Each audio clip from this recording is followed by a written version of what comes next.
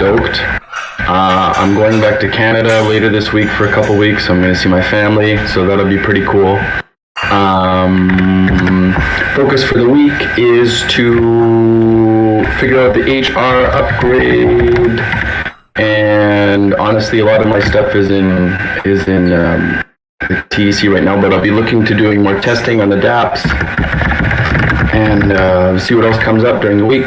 Intentions for the call is to facilitate, and I'll pass it to Nicola. Okay.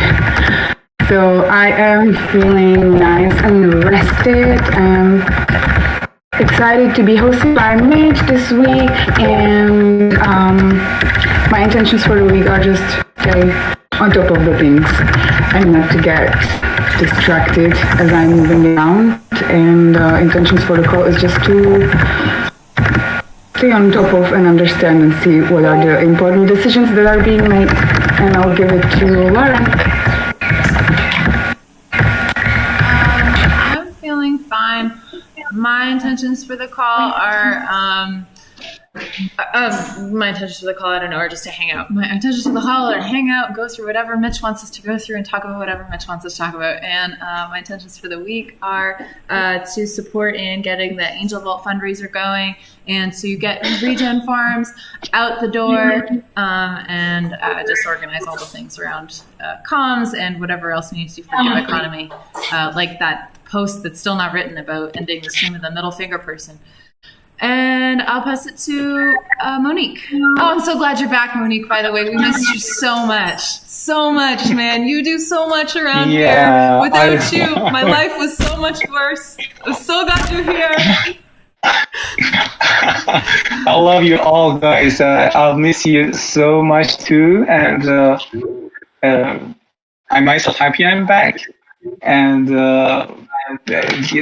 thank you for all you did in my absence. You know, I had more than 300 emails, and it was crazy, and really appreciate. Yeah, I'm feeling good, and my focus for this week is just to trying to create a roadmap, or at least doing some other oversight over products and the next steps that we have to take. And my intention for this call is just be in the loop and try to vote, sign everything that is needed, and I must be aware of it.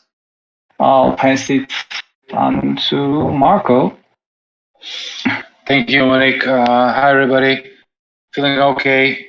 My focus for this week is to continue working on the design ways of working. Distractions, a lot of messages, a lot of catching up. And intentions for this call, just to get updates on everything, basically. And I'm going to probably have to leave the call in about 15 minutes or so, maybe even earlier. So if there's anything urgent to discuss that maybe needs my attention, just let me know in advance. And I'll pass it over to Amin. Thank you. Is that you, Marco? My intention for... What is it? Sorry, there was a ghostwriter in the Notion. I thought it was maybe Marco. Nope, sorry. Okay, sorry, go ahead, Amin. Yeah, my intention for this week is to first fix the IPFS issue, the security vulnerability. And the most important is onboarding DevOps guys and, use them in an appropriate way. They should improve our infrastructure and design. We should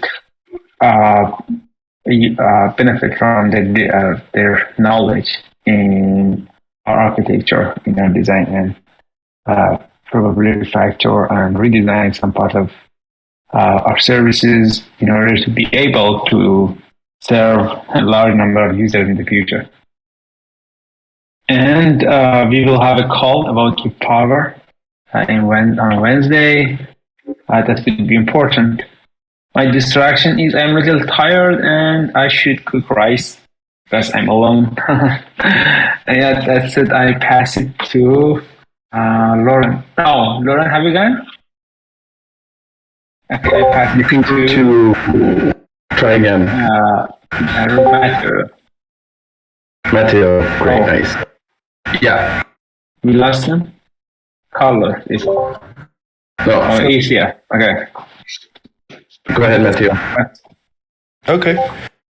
Hey guys, happy week. No distraction from my side. Expectations for this week is to make the planning for this sprint after lunch, which will bring many cool stuff to integrate. Happy to have you back, Mo. And yeah, I don't have much to add. Just listening to everything here. I'll pass it to Darren Kotava. Hey guys, happy to be here. Well, my intention for the call is basically start to get to know and understand more the governance. So I'm here just to listen and to get more familiar with it. My intentions for this week will be to narrow the scope of with impact markets to understand what is the MVP that they want to pursue, and hopefully with the help of Griff and Matteo, narrow down that to something that becomes a forum proposal. So that's it. No distractions so far. Thank you. And I'll pass it to Mo. Already went. No, Mo Said.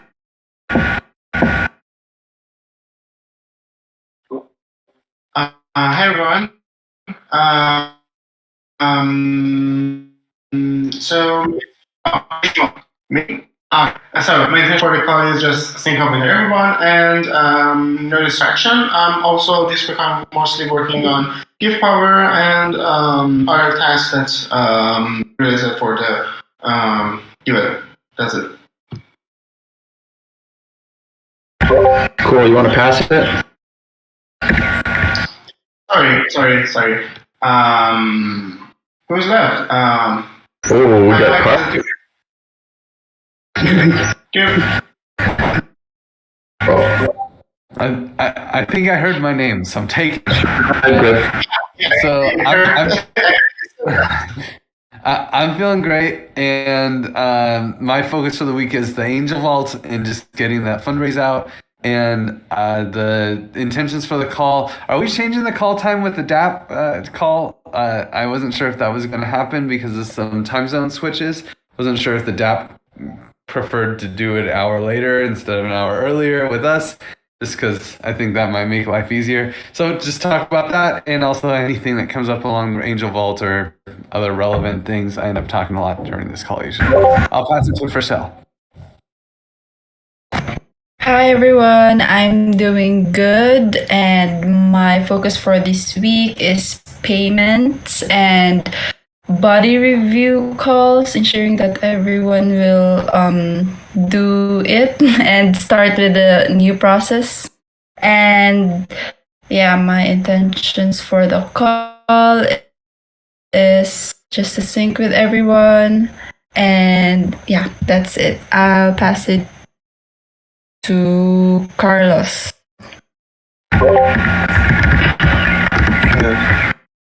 Hey everyone, I'm feeling great. My intentions for this week is to finish the third-party integrations we have for Giveth.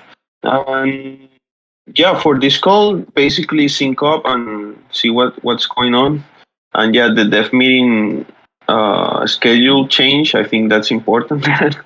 So yeah, that's it. I'll pass it to Guru.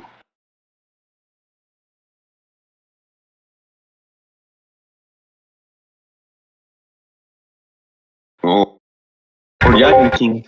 Are you there, Guru? Okay. Cool. Giant King, I guess. Yeah, sure. Woohoo! I'm excited. My focus is bot setups, basic or for the week, I guess, and intentions to call some of the discussion for the Discord security stuff. Passing it is the hard one. We got just a couple left. I'll let you give it a shot.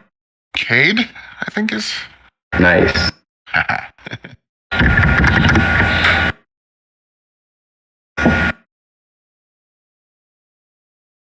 One output fails. I gotta just pass it to the Listening in, kids. This is just the governance call. If you feel like giving a quick check-in, we're just asking how you're feeling, what your focus is for this week, and if you have any intentions for the call. Okay, that's cool. Well, I think we got everyone besides Guru and Cade. If you guys choose to speak up, go ahead. Otherwise, we're going to keep moving on with the agenda. So just right in here from the top, I can see Giant. Can you add in some stuff that you just wanted to mention? Maybe I'll just let you go. Hey, the Rory thing. I've been slowly working on a pool from Rory that has you can put in governance. What bothers me about selling off Give is it's always bad to sell your token type of thing. The Rory Pool is a loan system, so if you put in Give, you can actually borrow something else. It's a pain in the butt process. It's actually more expensive than I expected. But if you go there, you can actually borrow USDC, and I think I have WETH at the moment, and a couple others. I don't know if anybody's ever seen it, but it's something to look at. I gotta look at my notes now. The security bots. I've added a couple security bots already. One of my favorite mod tools is a strike system. So basically, if something weird that somebody posts, give them any of the mods can give them a strike. 10 strikes is before an actual ban. The first 4 mean nothing. Number 5 is like a temporary kick, and so on. And then the most important one is the 2FA. None of the server doesn't have it on. It should. I highly recommend it for like the moderators and admins would have 2FA turned on. And then we can talk about it obviously, but a lot of the discords have been being hacked. And, costing $20-30 million for the whole service. So it's something to look at. That's all. Any questions? Give me a holler. Okay. Any questions around any of this stuff, anyone? Okay. I guess, I'm totally down for 2FA on Discord. I think it makes sense. What do we got to do to implement it? Basically, in your Discord settings, you would turn it on in there. When you on my account, at the top, the user settings, you go down and you can actually turn on 2FA right there. If you use any alts, it's a pain in the butt. As a mod, I do different alts to test the servers that I'm in, so I got to re-sign in like 4 or 5 times a day. But if you're just in there once, you'd probably only use it on one time, and then I use Authy as my authenticator. Oh boy, I can't speak. Google Authenticator. Gosh, I hope you know what I'm saying. Authenticator. Thank you. I prefer Authy because it has more power. Google is very limited, but they both work. I think there's another one or two, but anyway. Cool. Well, I guess Ashley needs a little bit of an advice process on this since she's really running the Discord, but yeah, I'll try to get up. I mean, are you able to I am. Get everyone to do this, or tell Ashley, hey, and chase this down to make it happen? Yeah, because if I turn it on the server, it won't let you log in as a mod without it. That's really why I'm bringing it up first and saying, hey, we need people to start looking at it. Don't mods already? I mean, not mods. don't admins already have to do 2FA? I remember talking to Ashley about this before she made me an admin, I think. I'm not sure. Mine's already on, so I don't know if I had to. But I know the mod. It's not on for the server, and I think it's just the mods. Okay, cool. I'd hope everybody have it on, but you know.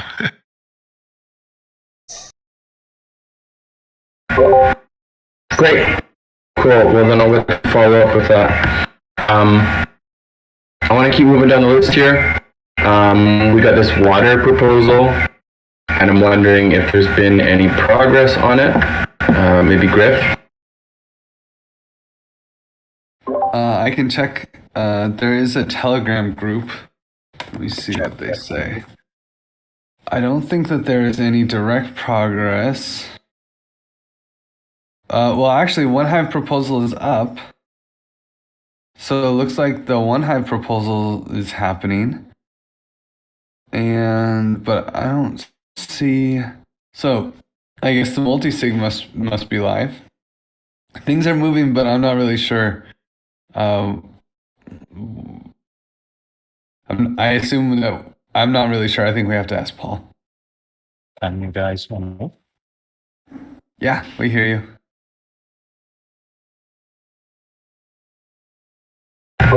Nice, welcome. Oh, you're kind of quiet.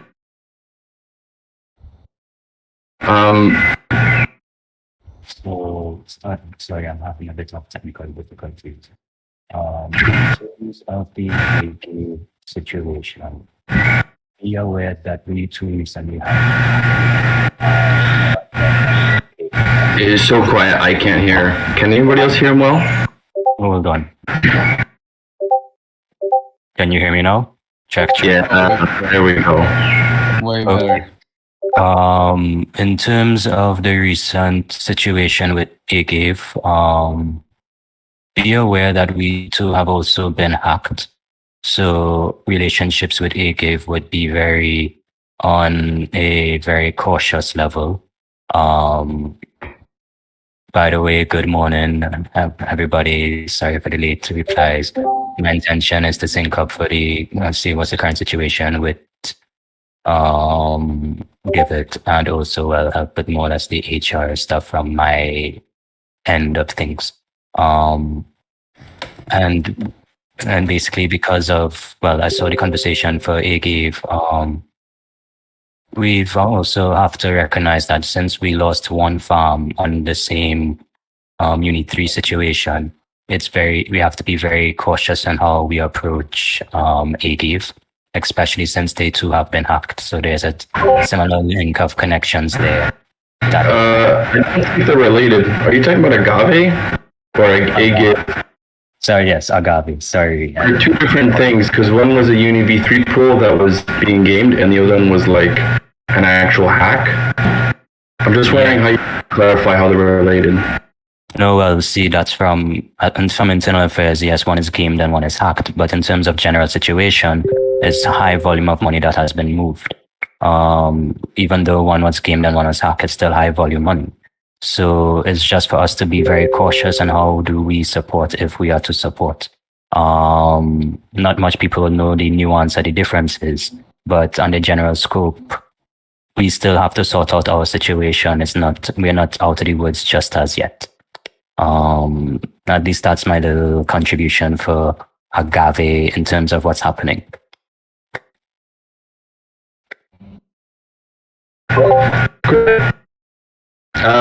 Cool. So going back to this water thing, I guess I can see you're posting in the Telegram chat, and we'll wait for some more updates. Yeah. Okay, cool. Well, I'm gonna leave this here, and we'll check in next week and not let it get lost in the woods. Any questions before we move on? Questions? Just want to jump in and say goodbye, everybody. Have to run now. Oh, okay. Gotta go. Cheers, everybody. Bye-bye. Bye, Marco.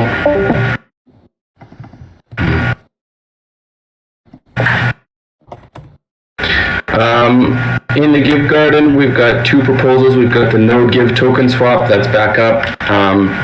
I was chatting with Lansky and DAppNode, and they fixed the issues around their multi-sig, so I feel pretty confident that we can go ahead with the token swap now.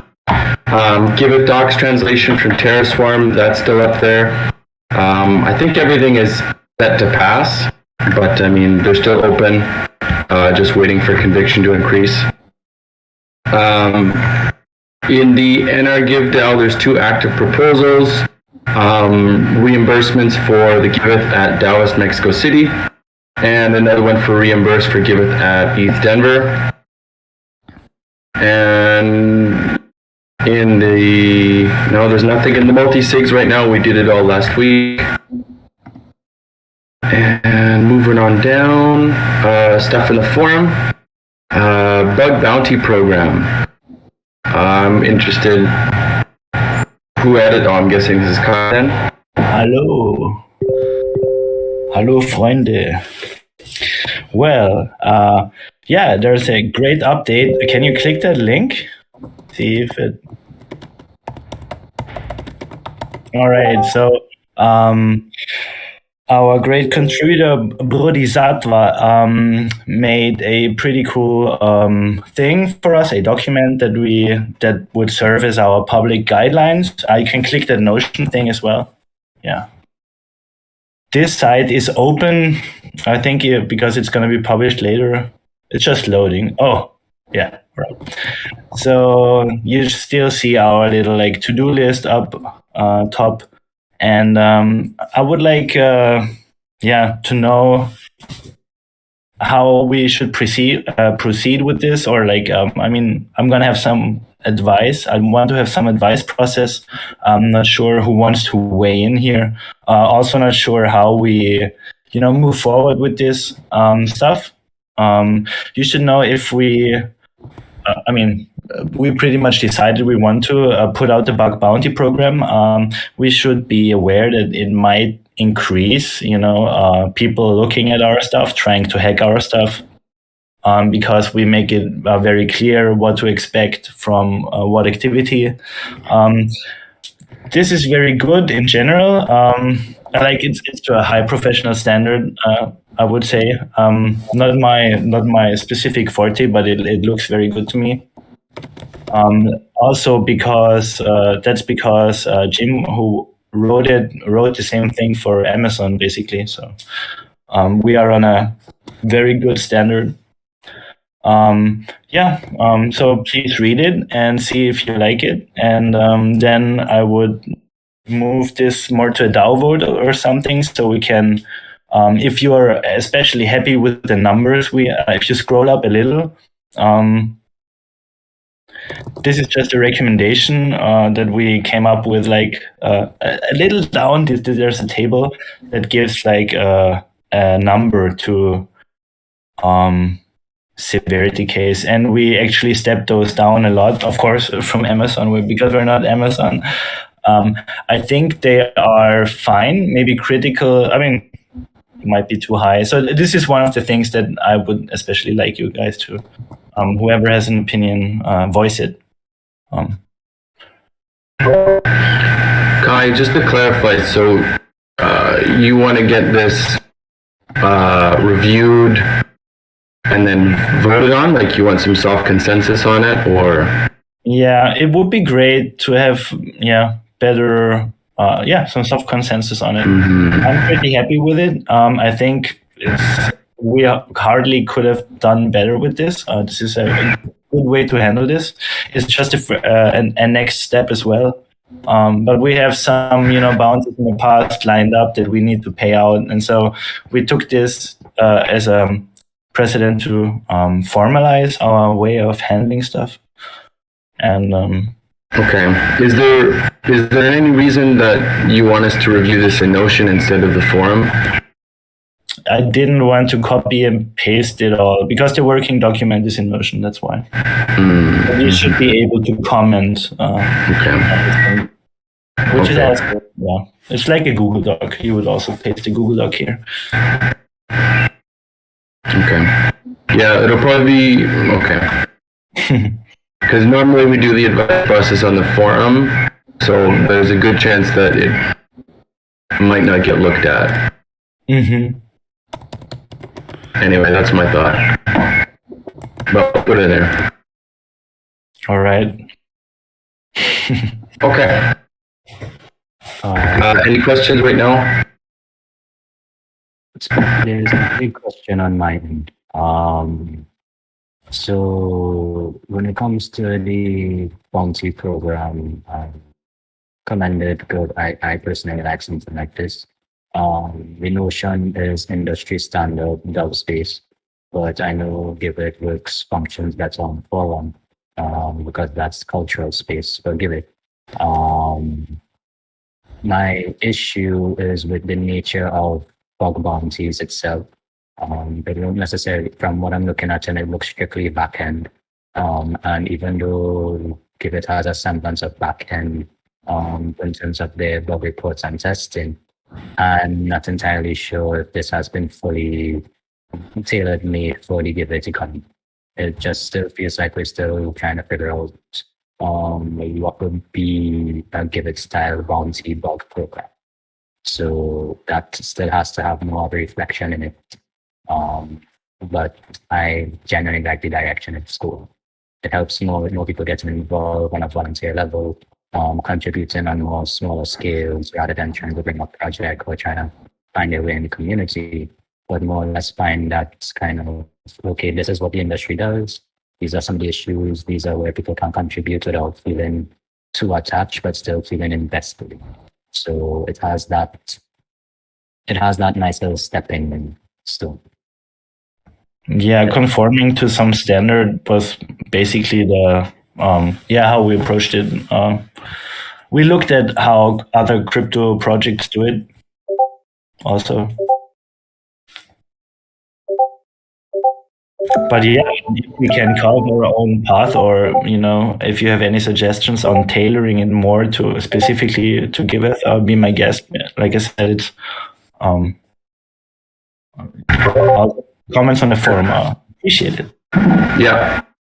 So we got the notion up there. We got the forum post. So if you have any constructive feedback or advice, I'd suggest popping it in there. I would just say, like, hopefully, Amin and the dev team feels good about it, and then I'd say we're good to go.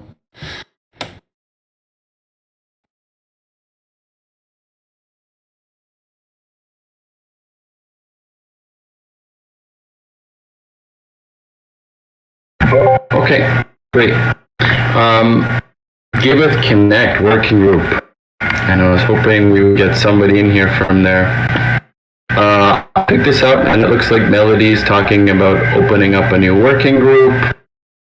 I've kind of read it, dropping some advice, but there seems to be a very low amount of engagement on it.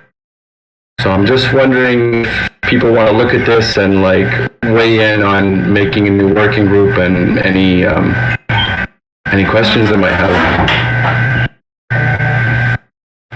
Now, they're not, I was hoping somebody would join from it, but maybe if you guys want to give it a quick look and leave some advice on the forum post, I think that would be really helpful for the team there.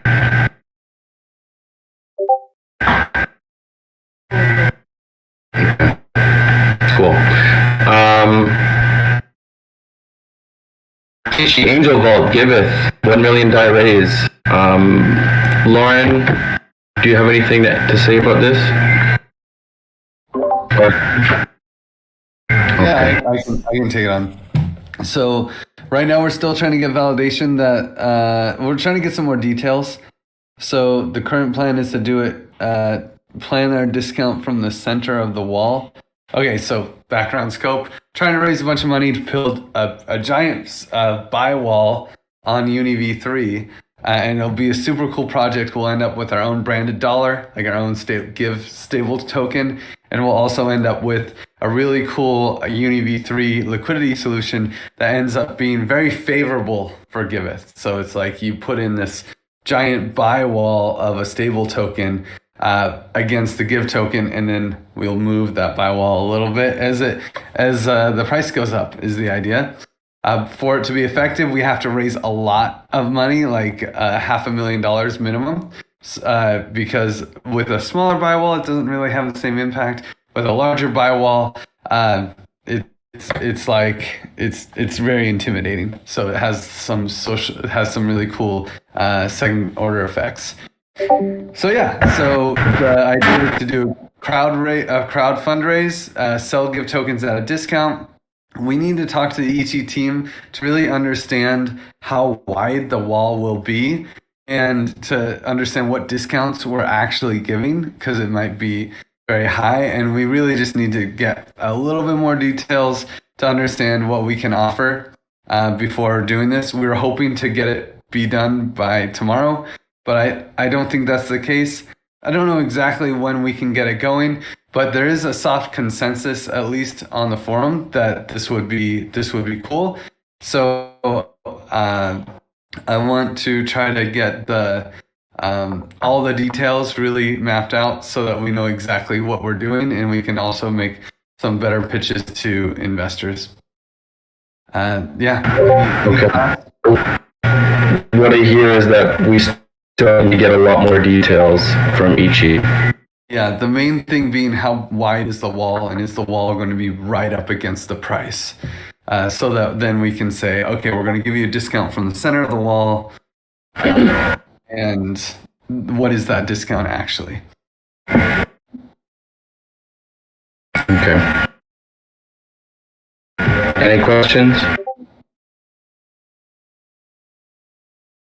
Are there any objections? Like, will this pass an NR Give vote to get funding to pay people out with liquid Give tokens? Pay people out of liquid Give, you mean? So like when we actually make this fundraise, and let's say we raise $1 million, I mean, the NR Gift DAO has more than enough Give tokens to pay out to the cap. For the yeet. For the yeet, yeah. But yeah, so I just want to make sure that there's no challenges there that people were like, no, I disagree, we shouldn't do this, or anything like that.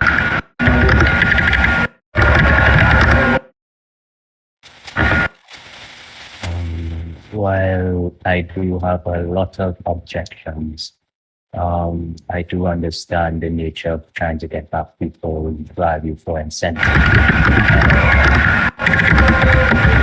The problem I am seeing personally is these are particular trends within that lead to stars. We're having a hard time hearing you again. I'm wondering if you could make your mic louder.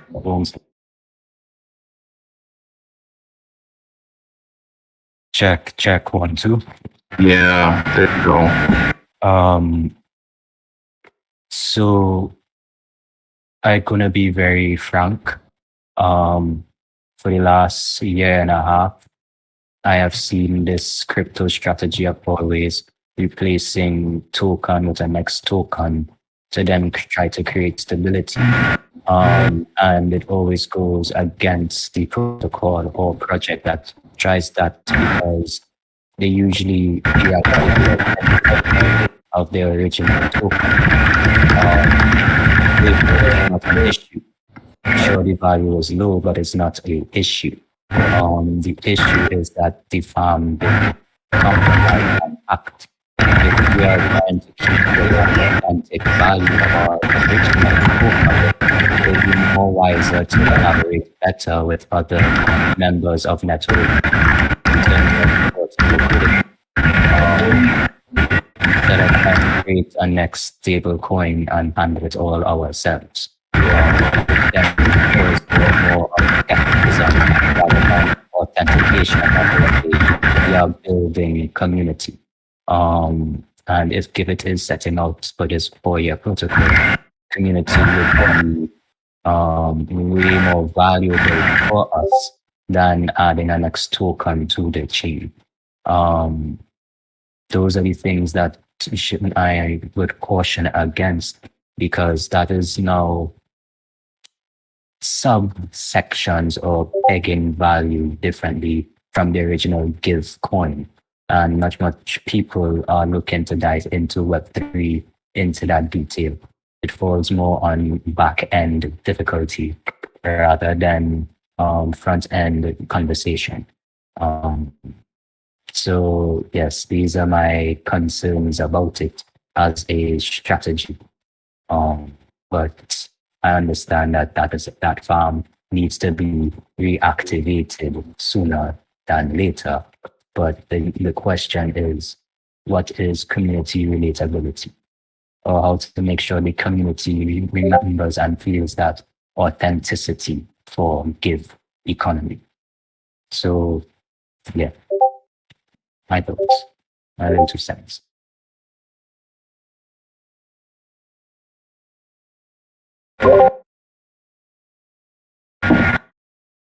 Cool. Any comments?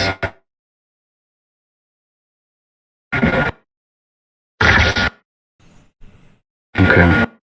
Wait, I just have a question. So we're gonna pay people out of NR Give for the Angel Vault investors. Do we still have? I mean, so in the end, if we raise $1 million, it'll be like 2 million Give. And how much do we have left in NR Give?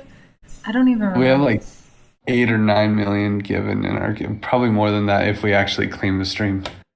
Okay, and that's not including the stream. Like that's just what's liquid that we could use right now. Okay, cool. Thanks. Okay, yeah, that makes sense. I guess the question is, who do you want to make the decision about this stuff?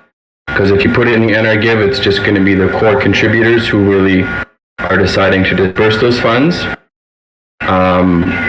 Whereas, like, if you put it in the Gardens, it would be like all the Give token holders, and it would probably be a really crazy thing to do anyway, trying to take like 2 million Give out of there.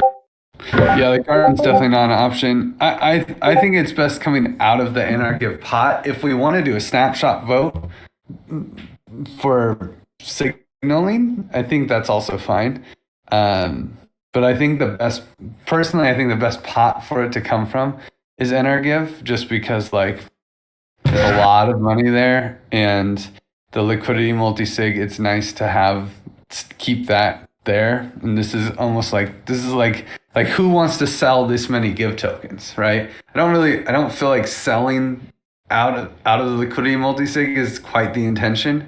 And so it feels like NR Give is the best pot.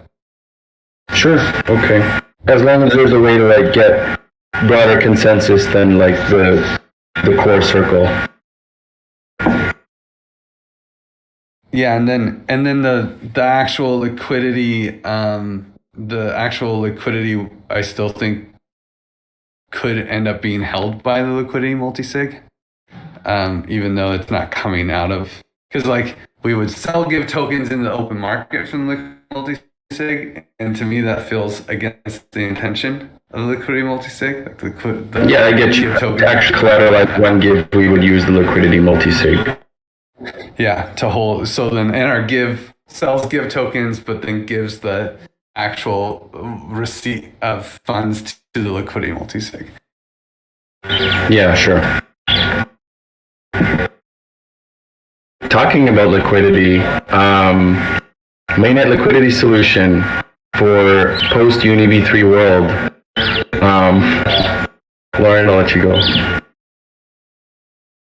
For this, sorry.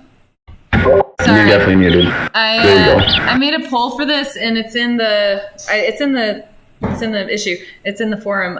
But it only has 4 voters, and 2 of them voted on abstain and 1 on maybe. And it's kind of like, if we could just get a little, like, if you could just jump in there and vote right now on what you think, if we should actually set this up and put energy into it, or vote on abstain if you're like, maybe it's a good idea, but I have no idea. Yeah, that would be really good to get some consensus. We just need a little bit more engagement to get a clear snapshot, but all of the explanation is there in the forum.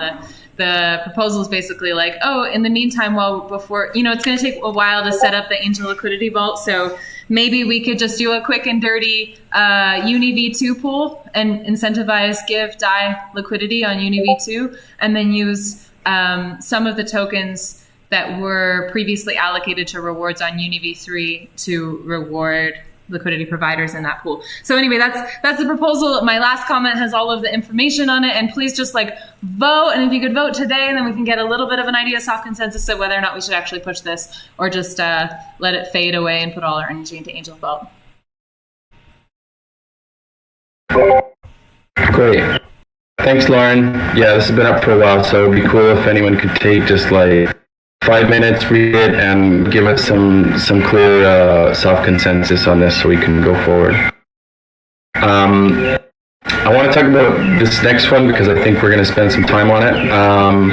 The HR upgrade, some really great advice on there, but we're really stuck on this point of salaries. And I mean, Lauren and I have been going back and forth arguing about it, but I would really like to hear what other people think.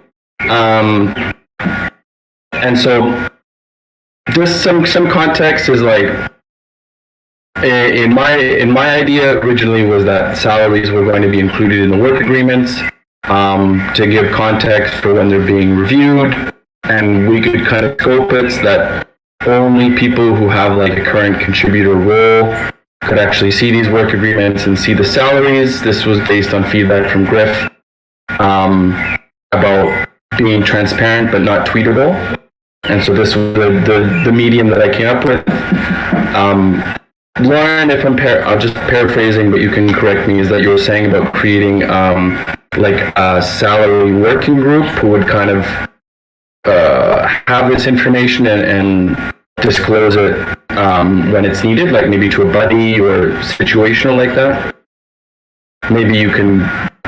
And my idea was also that like I don't know, some kind of like salary working group can help like in the conversations and like negotiating with new contributors when they're coming in on like what's an acceptable salary for them, considering like their individual needs and other things. Because I feel like these things get really nuanced, and having everybody involved makes things like complicated and contentious and just challenging. And so like if we just have like a nominated group of people who are like responsible for those dealings, then we could maintain the privacy of people's salaries, and then also have like a working group that's like we decide on who is in like those conversations. And like, yeah, I don't know, I think like regarding of like how and when this information should be disclosed, I think it's like, you know, I think that's also really should really be up to the person who's receiving the salary on whether or not their salary should be disclosed. But yeah, my suggestion was having a salary working group. So it's like, you know, instead of having it so centralized where it's like,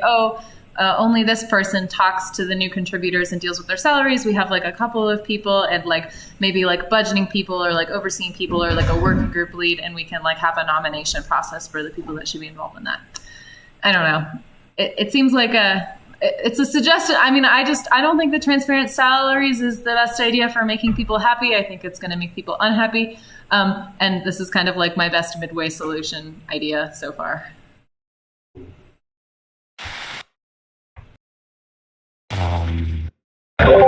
So check 1, 2. Yeah. Within the within decentralized space or Web3, there are certain white papers that has a very positive method of approach when it comes to salary. They often within the charts show a percentage of how much goes towards operation, how much goes towards liquidity, how much goes towards certain operations.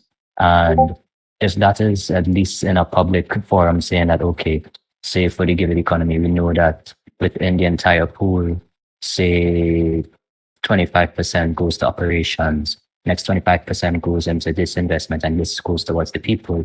That is a form of transparency that is comfortable.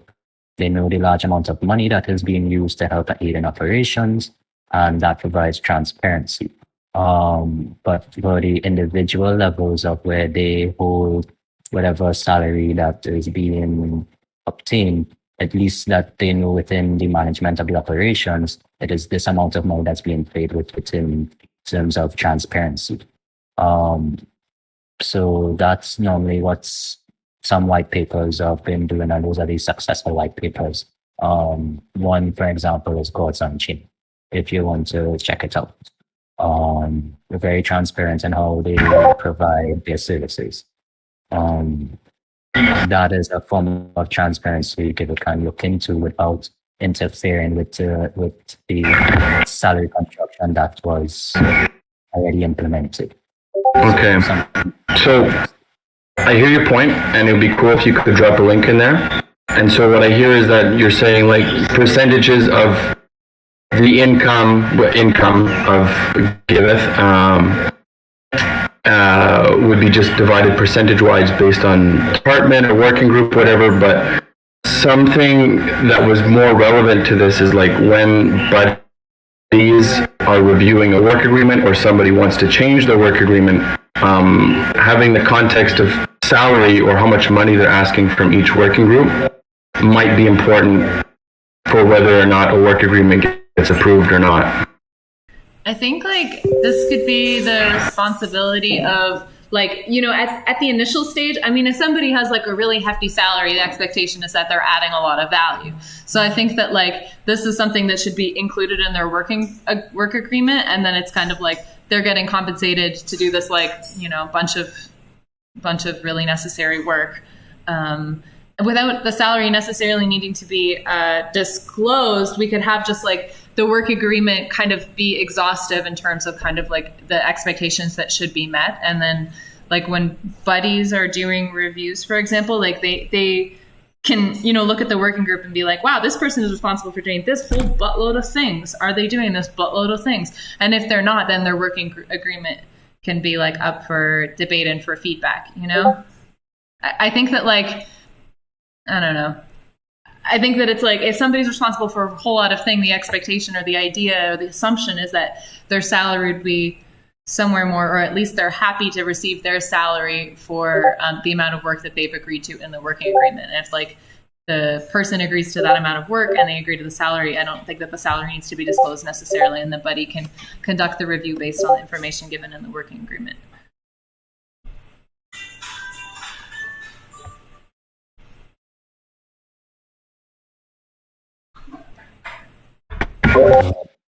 Okay, I want to hear from some other people here.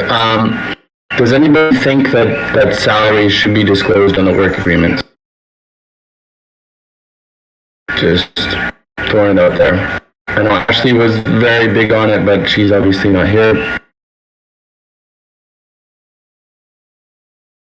Okay.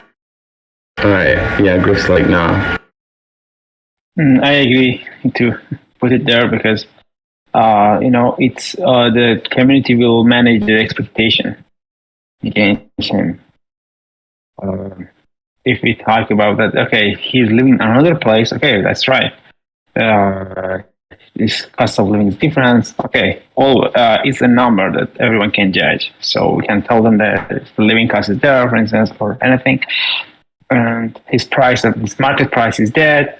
By the way, people can adjust their expectation based on the salary that each one is getting.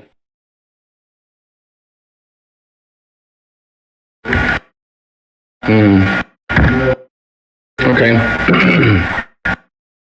Yeah, well, then maybe side, go ahead, Ahmad. Lauren, honestly. I mean, just like on the side of like hiring people and all that, I mean, like we hire people from all over the world. And I mean, like there are many studies that show like the number one thing that contributes to people being satisfied is comparing to other people. So yeah, I mean, I don't think there's a huge benefit for it unless, yeah, I mean, like I feel like the only benefit is just like a philosophical one, just to be completely transparent. But besides that, I don't really see like a pragmatic benefit for it.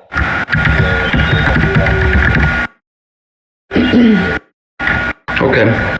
Well, then maybe let's work on this, or this idea here, some sort of working group or addendum to like the governance working group, because I feel like the governance working group kind of does this stuff, but not in a very clear manner. Yes, Nicola.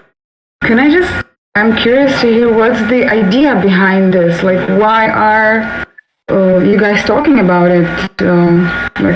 What's the intention of transparency or no? So there's a couple different things. One, the big one came from offboarding. We have no clear way to offboard people.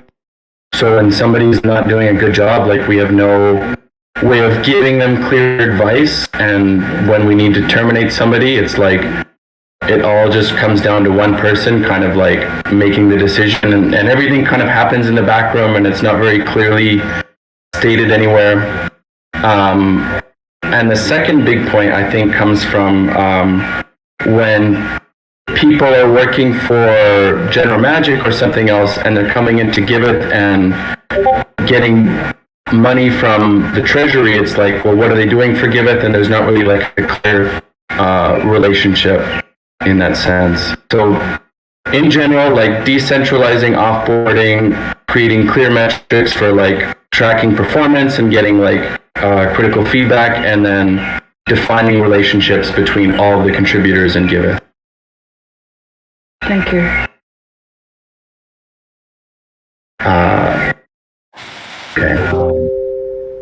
Okay. Yes, go ahead.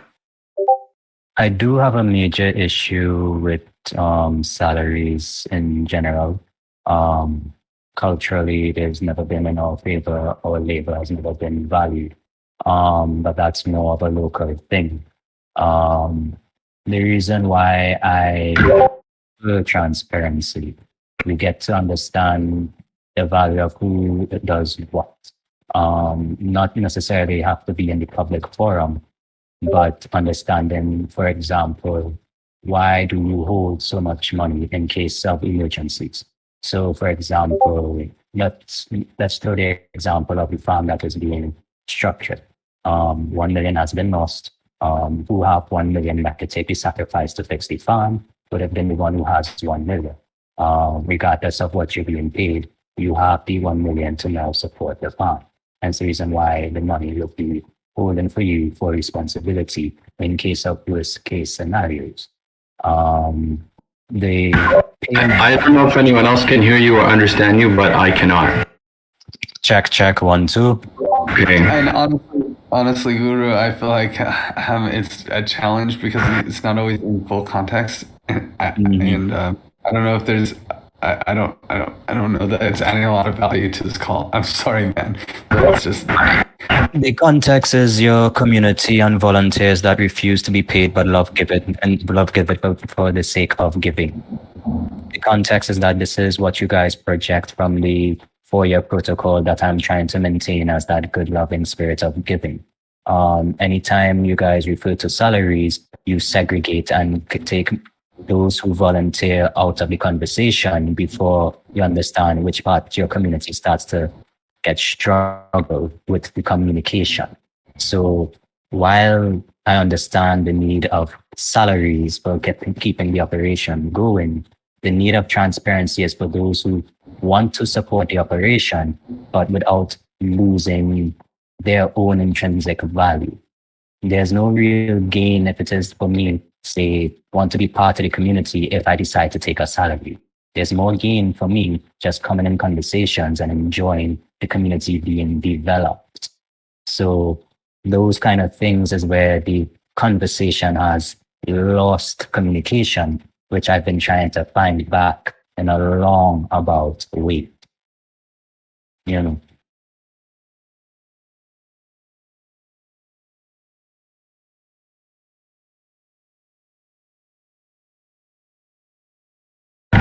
Okay. Well, I've written down what I mostly took from what you were saying. I'm not sure how to take this as constructive advice in this particular issue. We have 3 minutes left for this call, and I just want to make a shout out for give matching. This is just still ongoing. I don't think there's a lot of donations still in here, but I would love to get some more. Let's look at this bad boy. Still around $6,000. If you have ideas for the distribution method for give matching, go ahead and read this forum post and leave some feedback in there. We said we're going to wait until about halfway to our first distribution threshold, which is 500K, so half of that is 250K. So yeah, if you have any ideas, jump in there and leave some. And I just want to leave a space for about a minute and a half, if anyone has any last minute comments for the call.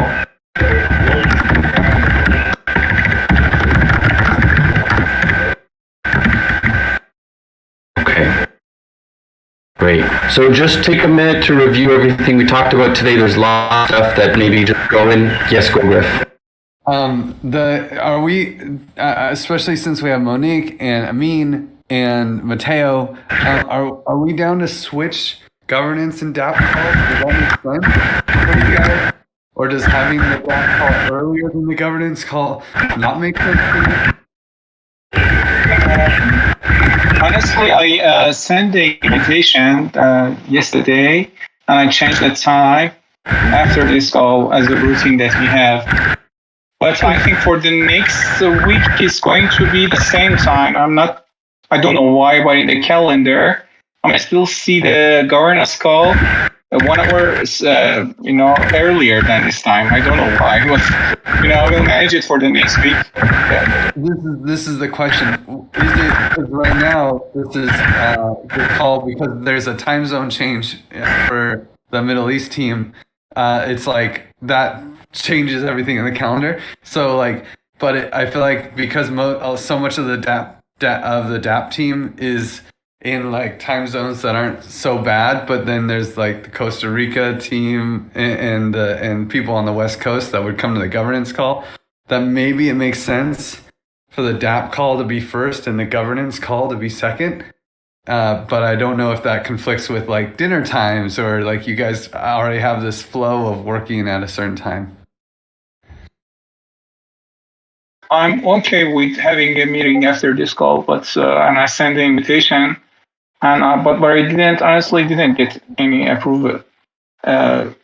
Approve of the invitations that I sent yesterday. But yeah, we can ask everybody and discuss. But right now, I'm expecting that we have a meeting after this, and then this happened last year, I think, the same time. And everybody was okay with that. Okay. Okay. So I guess we talk about it in the DAP call too. But would people in the I'm going to push this change. How about this? How about instead of asking questions, I say I propose we switch the governance call with the DAP call. Does anyone, and I'm very open for hearing feedback, though. Does anyone support that move? Does this conflict with anyone else in the governance community, who's in this call now? I would that make it for the governance call. That would make it 1 hour later, so it'd start right now. And then for the next 2 weeks, then the time change thing happens everywhere around the world, or? No, it would stay the same. Okay. What's going on? I mean, are you at the dentist? What's going on your screen, brother? Oh, there he is. Okay. Sorry. Okay, this call's over. Okay, and we're